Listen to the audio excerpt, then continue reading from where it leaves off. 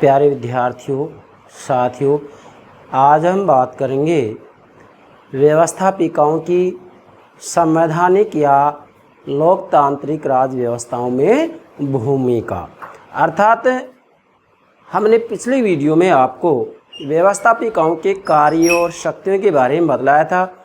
आज हम वास्तविक रूप में केवल संवैधानिक या लोकतांत्रिक राज व्यवस्थाओं वाले देशों में व्यवस्थापिकाओं की क्या भूमिकाएं हैं, इसके ऊपर चर्चा करेंगे। तो सबसे पहले मेरे प्राणों से प्यारे विद्यार्थियों, ध्यान दीजिएगा। वास्तव में संपूर्ण विश्व के अंतर्गत सभी प्रकार की राज व्यवस्थाओं को जब हम व्यवस्थापिकाओं की भूमिकाओं का अध्ययन करते हैं तो 4 भागों में विभाजित किया जाता है। संपूर्ण विश्व में जब व्यवस्थापिकाओं की भूमिकाओं का अध्ययन किया जाता है तो सभी प्रकार की व्यवस्थापिकाओं को 4 भागों में बांट दिया गया है। पहला भाग है संवैधानिक या लोकतांत्रिक राज व्यवस्थाएं। क्या कह रहा हूं? संवैधानिक या लोकतांत्रिक राज व्यवस्थाओं में व्यवस्थापिकाओं की भूमिका, जिसकी चर्चा हम आज करेंगे। ठीक है। दूसरा है स्वेच्छाचारी राज व्यवस्थाओं में व्यवस्थापिकाओं की भूमिका। तीसरा है सर्वसत्ताधिकारवादी राज व्यवस्थाओं में व्यवस्थापिकाओं की भूमिका। और चौथा है विकासशील राज व्यवस्थाओं में व्यवस्थापिकाओं की भूमिका।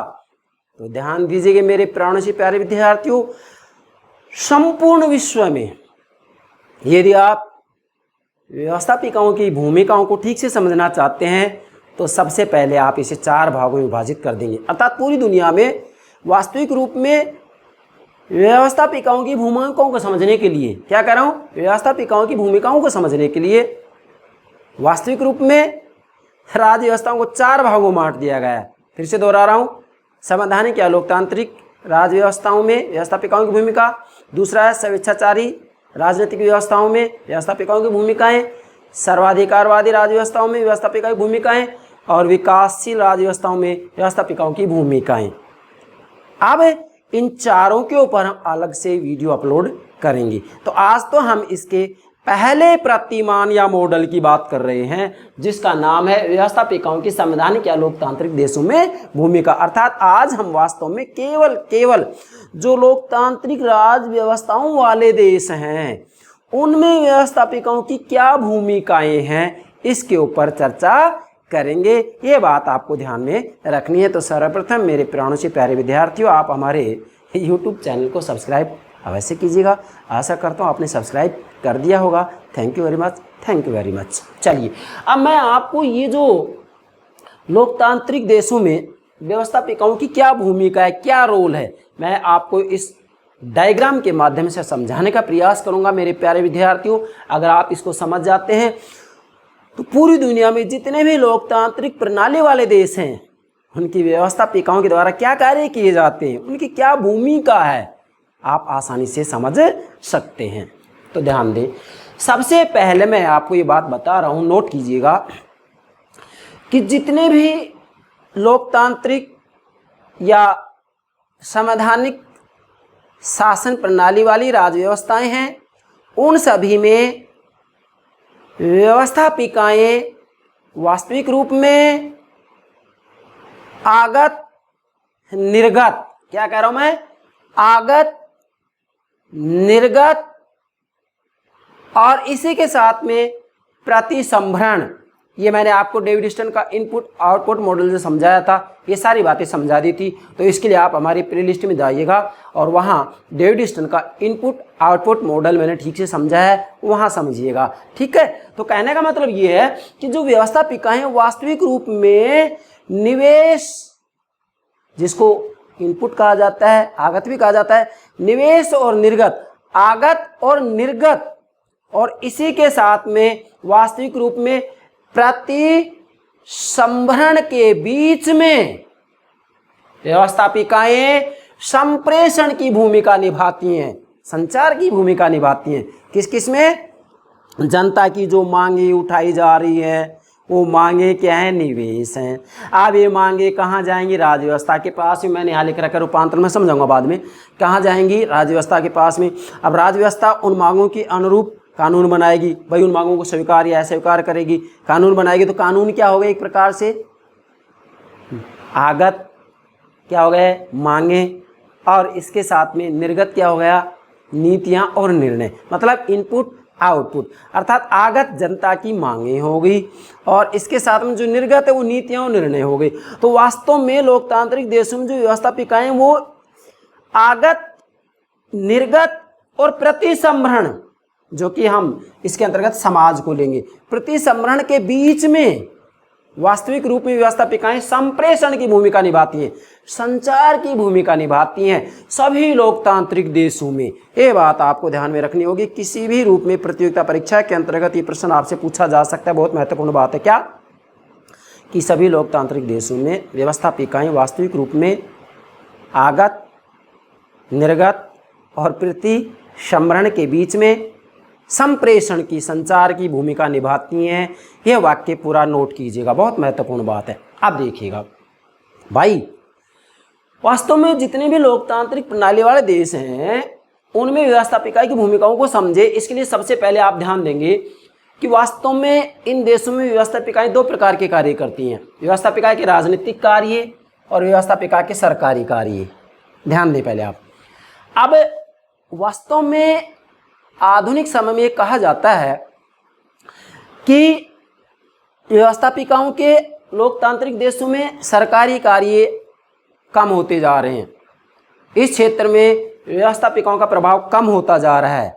मैं समझाऊंगा ये सारी बातें। प्रभाव कम होता जा रहा है, मतलब सरकारी कार्य लोकतांत्रिक देशों में व्यवस्थापिकाओं के द्वारा कम किए जा रहे हैं, मतलब इनका प्रभाव कम होता जा रहा है या सरकारी कार्यों की संख्या कम होती जा रही है। कैसे, ये मैं बताऊंगा। इधर आइए, व्यवस्थापिका के राजनीतिक कार्य। और आधुनिक समय में ये कहा जाता है कि लोकतांत्रिक प्रणाली वाले देशों में जो राजनीतिक कार्य हैं वह प्रभावी रूप में व्यवस्थापिकाओं के द्वारा किए जाते हैं। अर्थात वास्तविक रूप में आज व्यवस्थापिकाओं के द्वारा राजनीतिक कार्यों की संख्या बढ़ रही है, सरकारी कार्यों की संख्या घट रही है। ध्यान दें।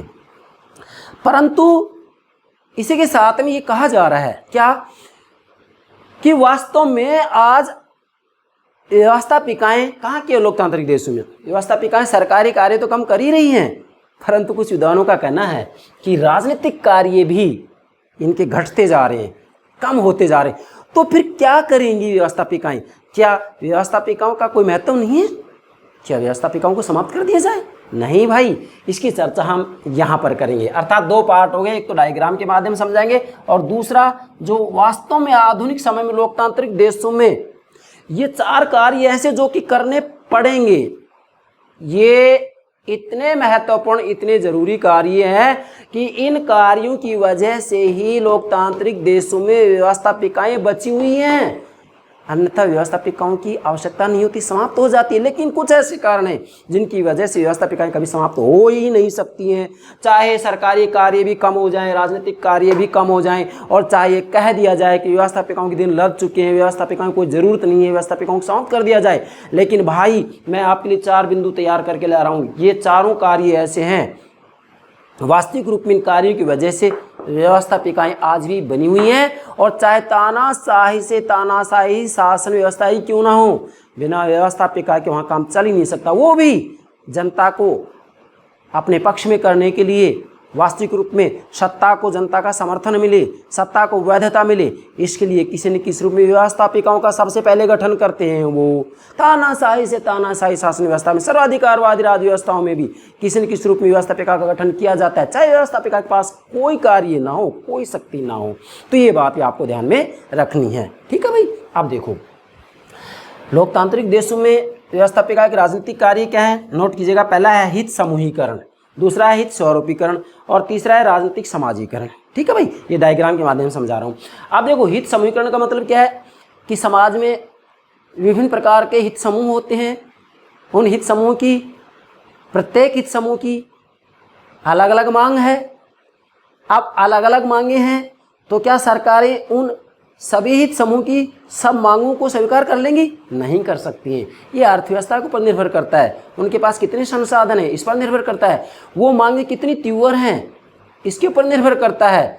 तो वास्तविक रूप में यहाँ जो विभिन्न प्रकार के हित होते हैं, इसी के साथ में विभिन्न प्रकार के हित समूह होते हैं, इन सभी हित समूहों के द्वारा अपनी अपनी जो मांगे रखी जा रही हैं, वास्तविक रूप में व्यवस्थापिकाएं उन सभी हितों में समन्वय का कार्य करती हैं। उन सभी हितों में सामंजस्य बिठाने का प्रयास किया जाता है, जिससे कि सभी हित समूह प्रसन्न हो जाएं कि भी ठीक है, हमारी ये बात स्वीकार कर ली, हमारी ये बात स्वीकार कर ली गई है। तो वास्तव में सभी प्रकार के जो हित होते हैं, विभिन्न प्रकार की जो मांगे होती हैं, उन मांगों में, उन हितों में जो समन्वय का कार्य किया जाता है, वह समन्वय का कार्य हित समूहीकरण कहलाता है। और ये कार्य कौन करती हैं? व्यवस्थापिकाएं। ध्यान देना होगा।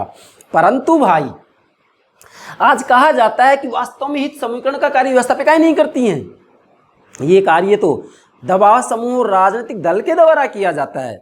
ये बात 100% सत्य है। इसलिए कहा जाता है कि लोकतांत्रिक देशों में व्यवस्थापिकाओं की जो भूमिकाएं हैं, अर्थात जो राजनीतिक कार्य हैं, हित समूहीकरण, यह भी बहुत कम रूप में किया जाता है। अर्थात इस क्षेत्र में भी व्यवस्थापिकाएं कमजोर होती जा रही हैं। क्या कह रहा हूँ? हित समूहीकरण के क्षेत्र में भी व्यवस्थापिकाएं फीकी पड़ती जा रही हैं, क्योंकि ये कार्य आज दबाव समूह राजनीतिक दल के द्वारा कर लिया जाता है भाई। ठीक है, तो पहला जो है कार्य क्या होगा? हित समूहीकरण। तो यहाँ भी हमने कहा कि दबाव समूह राजनीतिक दल के द्वारा कार्य किया जाता है, तो इसका मतलब व्यवस्थापिकाएं इसमें भी कमजोर होती जा रही है। दूसरा हित समूहीकरण, पहला हित समूहीकरण होगा, दूसरा होगा हित स्वरूपीकरण। दूसरा क्या है? हित स्वरूपीकरण। हित स्वरूपीकरण का मतलब ये होता है कि समाज में विभिन्न प्रकार के हित होते हैं, उन हितों की अभिव्यक्ति हित समूह के माध्यम से होती है, और विभिन्न प्रकार के हित समूह अपने अपने हितों को वास्तविक रूप में व्यवस्थापिका के सामने रखते हैं। तो व्यवस्थापिका के सामने विभिन्न प्रकार के जो हित रखे जा रहे हैं, वो हितों का रखा जाना ही हित स्वरूपीकरण कहलाता है। तो वास्तविक रूप में हम कहेंगे कि आधुनिक समय में कहा जाता है कि व्यवस्थापिकाएं हित स्वरूपीकरण से संबंधित कार्य भी कम कर रही हैं, अर्थात कम रूप में कर रही हैं, या इन कार्यों की संख्या भी घटती जा रही है। क्या कहा मैंने? इस कार्य की संख्या भी घटती जा रही, क्योंकि यह कार्य भी किसी न किसी रूप में राजनीतिक दल के द्वारा कर लिया जाता है। तीसरा है राजनीतिक समाजीकरण। क्या है राजनीतिक समाजीकरण? देखो, समाजीकरण का मतलब होता है सीखने की प्रक्रिया, और राजनीतिक समाजीकरण का मतलब होता है राजनीति के बारे में एक पीढ़ी से दूसरी पीढ़ी के द्वारा क्या कुछ सीखा जा रहा है, वही राजनीतिक समाजीकरण है। कैसे? मान लीजिएगा मैं एक राजनेता हूँ, मेरे परिवार में मैं अपनी पत्नी से, बच्चों से राजनीतिक वार्तालाप कर रहा हूँ। ऐसी स्थिति में विशेषकर मैं अपनी पत्नी से जब वार्तालाप कर रहा हूँ राजनीति के बारे में, और मैं ये कह रहा हूँ भाई ऐसा है, बिना छल कपट किए राजनीति में सफलता नहीं मिलेगी, तो बच्चों पर इसका क्या प्रभाव पड़ेगा? बच्चे मुझसे सीख रहे हैं। और फिर मैं ये कह रहा हूँ देखो, राजनीति तो मैंने अपनाई इसलिए कि ये मेरे लिए तो व्यवसाय है, पेशा है, मुझे तो ज़्यादा से ज़्यादा धन कमाना है, अर्थात संपत्ति एकत्रित करनी। तो बच्चे क्या सीख रहे हैं कि राजनीति एक व्यवसाय है। अब यहाँ मुझसे बच्चों ने जो कुछ सीखा है राजनीति के बारे में, वही राजनीतिक समाजीकरण है। तो वास्तविक रूप में व्यवस्थापिकाओं के द्वारा भी राजनीतिक कार्यों के अंतर्गत राजनीतिक समाजीकरण से संबंधित कार्य किया जाता है। अर्थात वास्तविक रूप में व्यवस्थापिकाओं के द्वारा जब निर्वाचनों का समय होता है, उस समय जो उम्मीदवार होते हैं उनके द्वारा जिन जिन साधनों का प्रयोग किया जाता है चुनाव जीतने के लिए, इसी के साथ में जिस रूप में वो जनता के सामने भाषण देते हैं, वास्तविक रूप में जनता उनसे बहुत कुछ सीखती है। अर्थात वास्तविक रूप में राजनीति के प्रति जनता की एक प्रवृत्ति मनोवृत्ति बनती है। जो प्रवृत्ति मनोवृत्ति है, इसी के साथ में राजनीति के बारे में जो मूल्य हैं, इन मूल्यों को किसी न किसी रूप में जनता के द्वारा सीखा जा रहा है। अब जो जनता के द्वारा राजनीति के बारे में जो कुछ भी सीखा जा रहा है, राजनीति के बारे में जो सीखा जा रहा है, वही राजनीतिक समाजीकरण है। तो व्यवस्थापिकाएं राजनीतिक समाजीकरण से संबंधित कार्य भी करती हैं। अब ध्यान दें, देखो भाई, यहाँ मैंने लिखा है रूपांतरण। इसका मतलब ये है कि वास्तविक रूप में समाज के अंदर से जनता के द्वारा विभिन्न प्रकार की मांगे रखी जाती हैं। देखो ये हित समीकरण, हित स्वरूपीकरण होगा सरकार के सामने। यहाँ जो रूपांतरण, इसका मतलब यहाँ हम पॉलिटिकल सिस्टम को ले रहे हैं, राजनीतिक व्यवस्था को ले रहे हैं, ये राजनीतिक व्यवस्था को ही समझ रहे हैं हम। अब यहाँ रूपांतरण का मतलब है कि मांगे सरकार के सामने जा रही हैं। किसके सामने जा रही हैं? सरकार के सामने जा रही हैं। इसको हम पॉलिटिकल सिस्टम की संज्ञा दे सकते हैं, पॉलिटिकल सिस्टम होगा ये रूपांतरण। अब पॉलिटिकल सिस्टम के द्वारा इन मांगों को स्वीकार या अस्वीकार किया जाएगा। क्या किया जाएगा? स्वीकार या अस्वीकार किया जाएगा। तो यहाँ मैंने लिखा है व्यवस्थापिकाओं की भूमिका।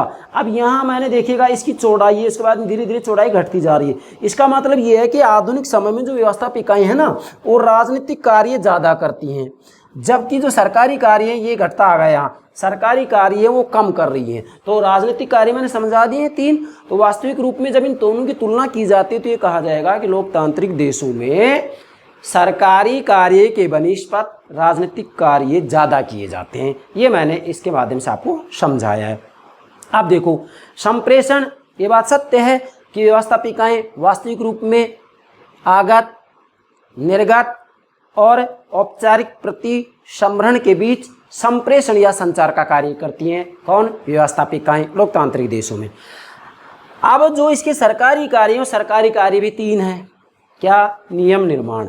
भाई व्यवस्थापिकाओं का मूल कार्य तो कानून बनाना ही तो है, लेकिन भाई देखिएगा कि आधुनिक समय में हम देखते हैं कि व्यवस्थापिकाएं नियम निर्माण से संबंधित कार्य केवल औपचारिकता के रूप में करती हैं। कहा भी जाता है कि व्यवस्थापिकाएं तो रबड़ की मोहर हैं, केवल व्यवस्थापिका में केवल रजिस्ट्रेशन किया जाता है, पंजीकरण किया जाता है। वास्तविक रूप में जो व्यवस्थापिकाएं हैं वो तो केवल बातूनी दुकानें हैं। अर्थात वास्तविक रूप में कैसा कानून बनाया जाना है वह तो व्यवस्थापिका से बाहर ही राजनीतिक दल, मंत्रिमंडल के द्वारा तय कर लिया जाता है और व्यवस्थापिका में उनका बहुमत होता है, व्यवस्थापिका के द्वारा उसको पारित कर दिया जाता है और एक विधेयक अधिनियम बन जाता है। तो कहने का भावार्थ ये है कि जितने भी लोकतांत्रिक प्रणाली वाले देश हैं उनके अंतर्गत जो व्यवस्थापिकाएं हैं उनके द्वारा जो सरकारी कार्य किए जाते हैं, नियम निर्माण, वह वास्तविक रूप में राजनीतिक कार्यों के बनिस्पत कम किए जाते हैं। अर्थात वास्तविक रूप में कानून बनाने संबंधित कार्य वर्तमान समय में कार्यपालिकाओं के द्वारा ज़्यादा किया जा रहा है। क्या कहा मैंने? कार्यपालिका, मंत्रिमंडल के द्वारा ज़्यादा किया जा रहा है, जबकि व्यवस्थापिकाएं इस मामले में पिछड़ती जा रही है। दूसरा है नियम क्रियान्वयन। अब देखिएगा यहाँ थोड़ा चौड़ाई, उसके बाद ये और घटता जाता है। अर्थात वास्तविक रूप में लोकतांत्रिक देशों में जो व्यवस्थापिकाएं हैं उनके द्वारा जो सरकारी कार्य, दूसरा है नियम क्रियान्वयन। अर्थात नियमों की क्रियान्विति से संबंधित जो कार्य है वह भी वास्तविक रूप में घटता जा रहा है। यह कार्य भी वास्तविक रूप में कार्यपालिकाओं के द्वारा किया जाता है। इसके बाद में लास्ट में आता है नियम अधिनिर्णय। नियम अधिनिर्णय का मतलब ये होता है कि न्यायिक कार्य। अर्थात जब ये कहा जाता है कि व्यवस्थापिकाओं के द्वारा न्यायिक कार्य भी किया जाता है तो वास्तविक रूप में जितने भी लोकतांत्रिक प्रणाली वाले देश हैं उनमें व्यवस्थापिकाओं के द्वारा जो नियम अधिनिर्णय से संबंधित कार्य, मतलब जो न्यायिक कार्य है, वह नाम मात्र के रूप में किया जा रहा है। क्या कहा मैंने? देखो लास्ट में ये इसलिए संकेत दिया, यहाँ ये केवल यहाँ तक होगा, ये नाम मात्र के रूप में किया जा रहा है। तो अब इससे आप क्या समझे कि राजनीतिक कार्य तीन हो गए। निष्कर्ष निकाला जाता है कि लोकतांत्रिक देशों में सरकारी कार्य के बनिस्पत राजनीतिक कार्य ज़्यादा किए जाते हैं, तीनों कार्य। लेकिन मैंने क्या कहा था कि आधुनिक समय में वास्तव में सच्चाई ये है कि राजनीतिक कार्य भी घटते जा रहे हैं व्यवस्थापिकाओं के, और सरकारी कार्य तो वास्तविक रूप में कम किए ही जा रहे हैं। तो फिर क्या निष्कर्ष निकालें हम कि सरकारी कार्य भी नहीं किए जा रहे, इसके द्वारा बहुत कम रूप में किए जा रहे हैं। राजनीतिक कार्यों की संख्या भी घट रही है, मतलब सरकारी कार्यों की संख्या भी घट रही है, राजनीतिक कार्यों की संख्या भी घट रही है। तो फिर व्यवस्थापिकाओं की जरूरत क्या है भाई? नियम निर्माण, नियम क्रियान्वयन, नियम अधिनिर्णय, हित समूहीकरण, हित स्वरूपीकरण, राजनीतिक समाजीकरण, ये 6 के 6 कार्यों के बारे में हमने कहा कि वास्तविक रूप में व्यवस्थापिकाएं इस मामले में, इन कार्यों में धीरे धीरे पिछड़ती जा रही है। इसलिए कहा जाता है कि व्यवस्थापिकाओं के दिन लद चुके हैं। आज व्यवस्थापिकाओं के कार्य बिल्कुल घटते जा रहे हैं। यहाँ तक कहा जाता है कि व्यवस्थापिकाओं का धीरे धीरे पतन होता जा रहा है। तो भाई फिर भी व्यवस्थापिकाएं क्यों बनी हुई हैं? मैं कहना चाहूँगा यहाँ आपसे, लोकतांत्रिक देशों में व्यवस्थापिकाएं हैं ही हैं भाई। स्वेच्छाचारी राज्य व्यवस्थाओं में भी व्यवस्थापिकाओं का निर्माण किया जाता है।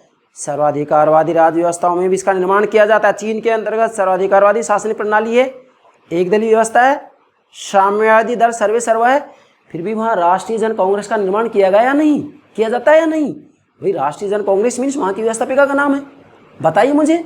सब कुछ साम्यवादी दल है, फिर भी वहाँ पर व्यवस्थापिका है। तानाशाही शासन प्रणाली में अर्थात स्वेच्छाचारी शासन प्रणाली में भी किसी न किसी रूप में जैसे ही एक शासक के द्वारा सत्ता हथियाई जाती है, सबसे पहले उसका यही प्रयास होता है कि चाहे दिखावे के रूप में ही क्यों ना हो, व्यवस्थापिकाओं का गठन किया जाता है। लोकतांत्रिक देशों में व्यवस्थापिकाएं होती हैं, स्वेच्छाचारी राज्य व्यवस्थाओं में भी व्यवस्थापिकाओं का निर्माण किया जाता है, सर्वाधिकारवादी राज्य व्यवस्थाओं में भी व्यवस्थापिकाओं का निर्माण किया जाता है, और विकासशील देशों में भी व्यवस्थापिकाओं का निर्माण किया जाता है। तो भाई ऐसा क्या कारण है कि ये कार्य, सरकारी कार्य भी नहीं किए जा रहे, कम किए जा रहे, मतलब सरकारी कार्यों की संख्या भी कम है, घटती जा रही है, राजनीतिक कार्यों की संख्या भी घटती जा रही है। तो फिर ऐसा क्या कारण है कि व्यवस्थापिकाएं आज भी बनी हुई हैं और हम ये कहेंगे कि किसी न किसी रूप में व्यवस्थापिकाएं हमेशा बनी रहेंगी? क्यों? अब मेरे प्यारे विद्यार्थियों के लिए मैंने यहाँ 4 बातें नोट की हैं। मेरे प्राणों से प्यारे विद्यार्थी, इसको समझना है। मतलब ये 4 बातें ऐसी हैं जिनकी वजह से सभी प्रकार की राज्य व्यवस्थाओं में, मैंने क्या कहा है, केवल लोकतांत्रिक नाम नहीं दे रहा मैं, सभी प्रकार की राज्य व्यवस्थाओं में किसी न किसी रूप में व्यवस्थापिकाओं की आवश्यकता पड़ती है, आवश्यकता रहती है। बिना व्यवस्थापिका के काम चल ही नहीं सकता। अब नोट कीजिएगा, क्या यहाँ वास्तविक रूप में व्यवस्थापिकाओं की जो मूल भूमिका है, जिसको कि हम इसके सरकारी कार्य, राजनीतिक कार्य से अलग हटते हुए ले रहे हैं, इन दोनों से अलग हटते हुए इसकी भूमिका का अध्ययन कर रहे हैं। इससे संबंधित किसी न किसी रूप में प्रतियोगिता परीक्षा के अंतर्गत प्रश्न अवश्य पूछा जाता है और मैंने देखा ज़्यादातर विद्यार्थी गलती करते हैं। मतलब ये 4 बिंदु ऐसे हैं जिनकी वजह से आज व्यवस्थापिकाएं बची हुई है, बनी हुई हैं। क्या क्या? नंबर 1 नोट करें, वैधिकरण की भूमिका। अब ध्यान दें भाई, वास्तव में व्यवस्थापिका ही वो संरचनाएं हैं जिनके आधार पर सत्ताधारी जनता से वैधता प्राप्त करते हैं, क्योंकि व्यवस्थापिकाओं में ही जनता के प्रतिनिधि चुनकर के आते हैं। इसलिए यदि व्यवस्थापिकाएं नहीं होंगी तो भाई मुझे बताइए सत्ता को वैधता कैसे मिलेगी? वैधता मतलब जनता का समर्थन, वैधता मतलब जनता का समर्थन। भाई व्यवस्थापिकाएं नहीं होंगी, व्यवस्थापिकाओं का गठन नहीं किया जाएगा, तो मुझे बताइए सत्ता को वैधता या जनता का समर्थन किसके आधार पर दिया जाएगा? इसलिए व्यवस्थापिकाओं की सबसे महत्वपूर्ण भूमिका है वैधिकरण की भूमिका। मतलब जनता से सत्ता की वैधता प्राप्त करना ही वैधिकरण की भूमिका कहलाती है। तो चाहे स्वेच्छाचारी राज्य व्यवस्था हो, चाहे सर्वाधिकारवादी राज्य व्यवस्था हो, चाहे लोकतांत्रिक राज्य व्यवस्था हो, चाहे विकासशील देशों की राज्य व्यवस्थाएं हो, सभी के अंतर्गत किसी न किसी रूप में सबसे पहले ये प्रयास किया जाता है कि जनता उस सत्ता को वैधता दे, और जनता सत्ता को सहमति दे या वैधता दे, इसके लिए सबसे पहले व्यवस्थापिकाओं का गठन किया जाता है। बताइए, जब व्यवस्थापिका का विघटन हो जाता है तो फिर मुझे बताइए सबसे पहले चुनाव करा जाते हैं? नहीं। सभी देशों में किसी न किसी रूप में उसकी समयावधि होती है कि 6 माह के अंदर अंदर चुनाव होना जरूरी होता है। कहने का मतलब ये है कि चाहे तानाशाही शासन प्रणाली हो, सर्वाधिकारवादी शासन प्रणाली हो, लोकतांत्रिक शासन प्रणाली, विकासशील शासन प्रणाली हो, सब में सबसे पहले व्यवस्थापिकाओं का गठन किया जाता है। क्यों? क्योंकि व्यवस्थापिकाई एक ऐसी संरचना है जिसके माध्यम से जनता सत्ता को अपनी सहमति देती है। तो इस रूप में इसकी भूमिका। दूसरा, अभिज्ञान की अनुभूति कराने में भूमिका। ध्यान देंगे, अभिज्ञान मतलब परिचयात्मक या परिचय, अभिज्ञान की अनुभूति कराने में भूमिका। अब ध्यान दें, देखो भाई, वास्तविक रूप में जो सत्ता होती है इसके अंतर्गत जब तक जनता को ये जानकारी नहीं होगी कि हम भी किसी न किसी रूप में सत्ता का निर्माण करने में कोई भूमिका निभा रहे हैं, अगर जनता के दिमाग में ये बात नहीं आएगी कि हम भी सत्ता के निर्माण में महत्वपूर्ण हैं, तो वो सत्ता को वैधता नहीं मिलेगी। तो वास्तविक रूप में व्यवस्थापिकाएं ही चुनावों के माध्यम से जनता को यह अनुभूति कराते हैं। क्या अनुभूति कराते हैं? कि आप भी सत्ता में महत्वपूर्ण है। क्यों? क्योंकि जब चुनाव होते हैं तो चुनावों के समय बड़े से बड़ा मंत्री जनता के सामने जाता है और उन्हें अपना मत देने के लिए निवेदन करता है। तो मुझे बताइए, क्या एक सामान्य व्यक्ति सीधा प्रधानमंत्री से मिल सकता है? केंद्रीय मंत्री से मिल सकता है? नहीं। लेकिन जब वो उम्मीदवार रूप में जनता के सामने आते हैं तो जनसाधारण उनसे ठीक से मिलते हैं, अपनी समस्याएं बतलाते हैं, उन समस्याओं को स्वीकार किया जाता है, वादा किया जाता है कि अगर हम सत्ता में आए तो आपकी मांगें पूरी करेंगे। तो मुझे बताइए, यहाँ वास्तविक रूप में जो सत्ताधारी हैं जनता से मिल रहे हैं या नहीं? एक दूसरे का परिचय हो रहा है या नहीं? एक दूसरे का परिचय हो रहा है। वही तो अभिज्ञान की अनुभूति कराने में भूमिका है ये। अर्थात सभी देशों में किसी न किसी रूप में व्यवस्थापिकाएं ही अभिज्ञान की अनुभूति कराती हैं। किसको? जनता को। अभिज्ञान का मतलब परिचयात्मक या परिचय, अर्थात वास्तविक रूप में जनता को एहसास दिलाया जाता है। क्या एहसास दिलाया जाता है? कि सत्ता के निर्माण में आप बहुत महत्वपूर्ण हैं। क्या? सत्ता के निर्माण में आप बहुत महत्वपूर्ण हैं। और जनता को विश्वास होता है कि चलो ठीक है, हम व्यवस्थापिका हैं, किस प्रकार से कानून बनाते हैं हमें जानकारी नहीं है, लेकिन कम से कम कानून बनाने वाले, कानून निर्माता, विधायक हमारे सामने तो आते हैं मत लेने के लिए। तो जनता के सामने जो आना होता है वही क्या है? अभिज्ञान है। ठीक है। तीसरा, राष्ट्रीय शिक्षण के चापलूसी संगीतक की भूमिका। ध्यान देंगे अब यहाँ, राष्ट्रीय शिक्षण के चापलूसी संगीतक की भूमिका।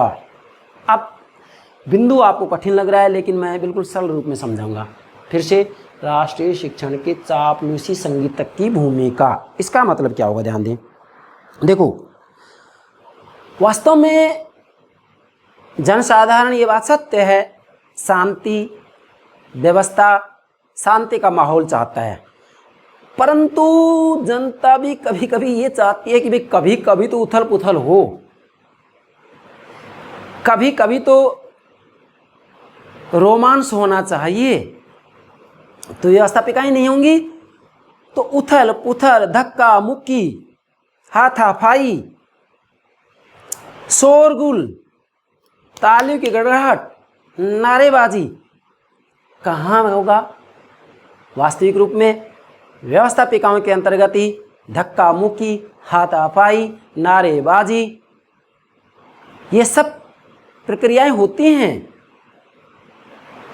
व्यवस्थापिका में ही वास्तविक रूप में जब कोई विधेयक प्रस्तुत किया जाता है तो विचार विमर्श होता है, हो हल्ला होता है, मतलब नारेबाजी, तालियों की गड़गड़ाहट, मेजे थपथपाना, ये सब आवाज़ें सुनाई देती हैं। तो व्यवस्थापिकाएं नहीं होंगी तो ये उथल पुथल कैसे होगी?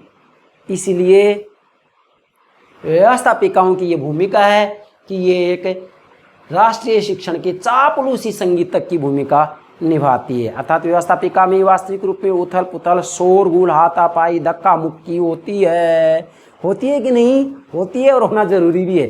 भाई पूर्ण रूप में शांत वातावरण बना रहेगा तो ये भी ठीक नहीं है, थोड़ा बहुत तो रोमांस होना ही चाहिए। तो व्यवस्थापिका में ये होता है।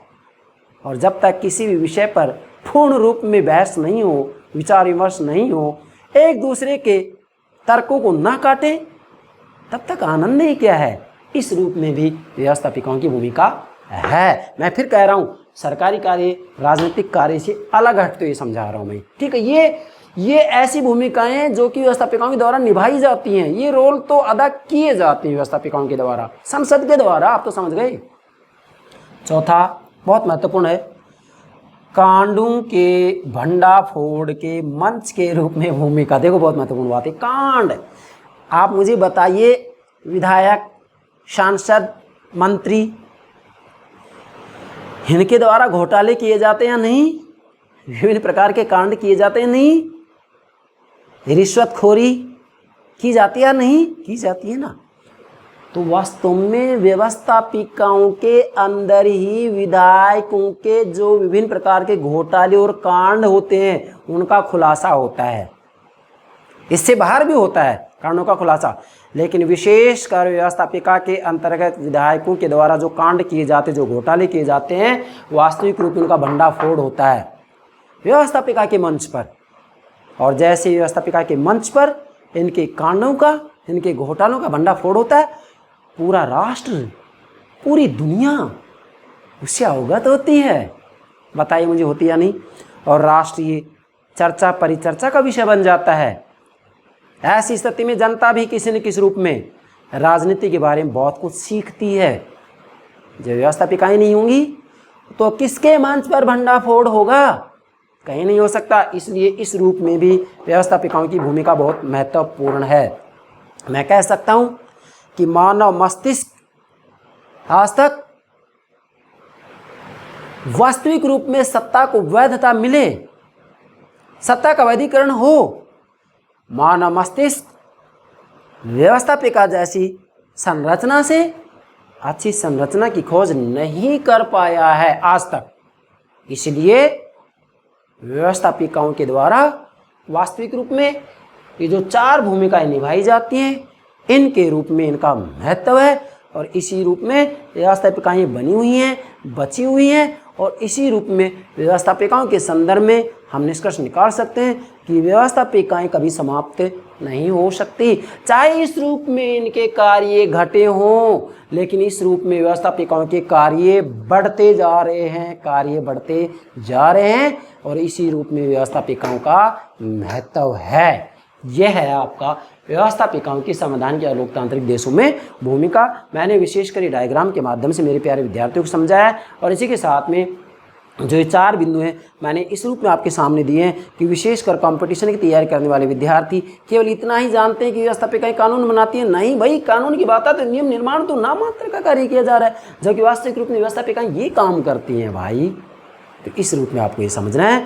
और नीचे मैंने यहाँ नोट किया है, देखिएगा इधर, ये राजनीतिक कार्य होगा। मतलब यहाँ जो मैंने ये रेखा दे रखी है ना, देखिएगा, कटी हुई रेखा, ठीक है, ये कटी हुई रेखा होगी, ठीक है, ये कटी हुई रेखा होगी। तो इसके इधर का जो पार्ट है वो तो होगा राजनीतिक कार्य, ये तो होगा राजनीतिक कार्य, ये राजनीतिक कार्य होगा। और इधर आइएगा, ये सरकारी कार्य होगा। इस कटी हुई रेखा के इधर का जो हिस्सा है वो क्या होगा? सरकारी कार्य क्षेत्र होगा। और यहाँ मैंने लिखा है व्यवस्थापिकाओं की राजनीतिक प्रक्रिया में भूमिका। क्या? व्यवस्थापिकाओं की राजनीतिक प्रक्रिया में, राजनीतिक प्रक्रिया में भूमिका। तो आप जितने भी लोकतांत्रिक प्रणाली वाले देश हैं, वास्तविक रूप में उनके अंतर्गत व्यवस्थापिकाओं के द्वारा राजनीतिक प्रक्रिया में क्या भूमिका अदा की जाती है, क्या भूमिका अदा की जाती है, इसको ठीक से समझ सकते हैं। तो यहाँ ये तो आपका डायग्राम होगा जिसके अंतर्गत हमने 2 बातें ली है, राजनीतिक कार्य, सरकारी कार्य। और तीसरा हमने बनाया यहाँ क्या, इसके द्वारा अर्थात व्यवस्थापिका के द्वारा वास्तविक रूप में कौन सी भूमिका निभाई जाती है वर्तमान समय में। क्या कह रहा हूँ? वर्तमान समय में वास्तविक रूप में कौन सी भूमिकाएं निभाई जाती हैं। तो एक प्रकार से इसके 2 पार्ट हो गए। बाकी वैसे देखें तो आप राजनीतिक कार्य, सरकारी कार्य और सामान्य रूप में लोकतांत्रिक देशों में व्यवस्थापिकाओं के द्वारा ये भूमिकाएं तो निभाई जाती हैं। अब यदि ये बात आपकी समझ में आ जाती है तो मेरे भाई, व्यवस्थापिकाओं की लोकतांत्रिक देशों में जो भूमिकाएं हैं वो आसानी से आप समझ जाएंगे। इससे बाहर कोई भूमिका नहीं होगी, सब कुछ आ गया इसमें। इसके बाद में हम अगली जो वीडियो बनाएंगे वह स्वेच्छाचारी राज व्यवस्थाओं में व्यवस्थापिकाओं की भूमिका के संदर्भ में बनाएंगे। यह बात आपको ध्यान में रखनी होगी। इसी के साथ में सर्वाधिकारवादी राज व्यवस्थाओं में व्यवस्थापिका की भूमिका और विकासशील देशों में राज व्यवस्थाओं में व्यवस्थापिका की भूमिका, इसके लिए भी अलग से वीडियो अपलोड करेंगे। अर्थात व्यवस्थापिका के ऊपर एक भी बात मैं छोड़ने का प्रयास नहीं करूंगा। मतलब कहने का मेरा भावार्थ ये, मैं संपूर्ण जी जान से प्रयास करूंगा कि व्यवस्थापिकाओं के संदर्भ में एक भी बात छूट ना पाए, जिससे आपको इधर उधर भटकने की आवश्यकता ना हो। मैं बार बार कह रहा हूँ ये बात कि अगर आप हमारे YouTube चैनल से जुड़े हुए हैं तो तय मानिएगा आपको इधर उधर भटकने की आवश्यकता नहीं है।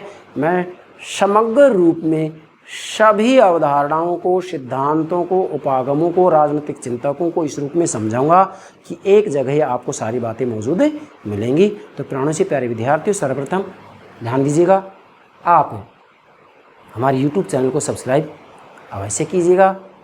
इसके साथ में दूसरी बात कहूँगा कि हमारी वीडियो को शेयर कीजिएगा, लाइक कीजिएगा। तीसरी बात कहूँगा, इसे आप कमेंट के माध्यम से मुझे अवगत अवश्य कराइएगा, जिससे हमें वास्तविक रूप में ऊर्जा मिलती रहे, क्योंकि हम भी एक मशीन के रूप में कार्य कर रहे हैं। तो मशीन को ऊर्जा की आवश्यकता होती है। आप कमेंट करेंगे तो हमें वास्तविक रूप में पता लगेगा कि मेरे प्राणों से प्यारे विद्यार्थियों हमारी समझाई बातों को किस रूप में समझ रहे हैं। Thank you very much.